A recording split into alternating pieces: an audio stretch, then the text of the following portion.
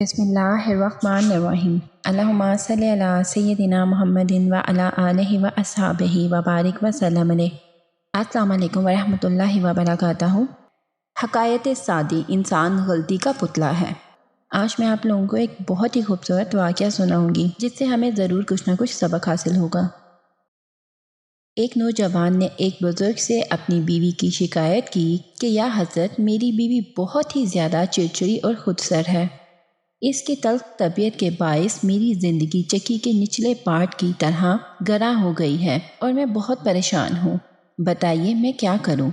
بزرگ نے اس کی بات کو بہت اطمینان سے سنا اور سن کر کہا کہ میاں، بے شک تجھے اپنی بیوی سے کچھ تکلیفیں پہنچتی ہوں گی، لیکن ان تمام تکلیفوں کے ساتھ ساتھ تو کچھ راحتوں کا لطف بھی اٹھاتا ہوگا۔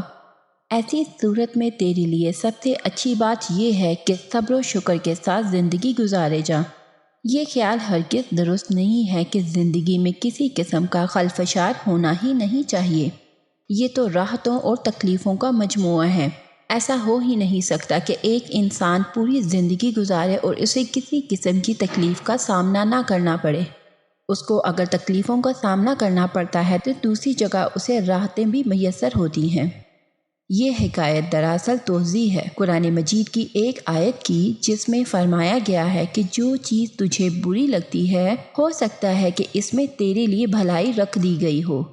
قدرت کے ایسے چھپے بھیدوں کے علاوہ عقل سلیم کا بھی یہی تقاضا ہے کہ کسی معمولی سے نقص یا خرابی کی وجہ سے اپنی رفیق حیات سے علیحدگی اختیار نہیں کرنی چاہیے، بلکہ یہ بات پیش نظر رکھنی چاہیے کہ عیبوں سے خالی تو صرف اللہ پاک کی ذات ہے۔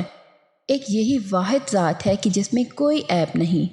اس لحاظ سے ہمیں اس حکایت سے ضرور کچھ نہ کچھ سبق لینا چاہیے، اور اگر ہمیں کسی سے تکلیف ہو رہی ہے تو ہمیں اس پر صبر و شکر کر کے اپنی زندگی کو اللہ کے حکم کے مطابق گزارنا چاہیے۔ ویڈیو کو صدقہ جاریہ سمجھ کر آگے شیئر کر کے ہمارے ساتھ اس ثواب دارین میں ضرور شامل ہوئے گا۔ اگلی ویڈیو تک اپنا بہت سارا خیال رکھیے گا۔ اللہ حافظ۔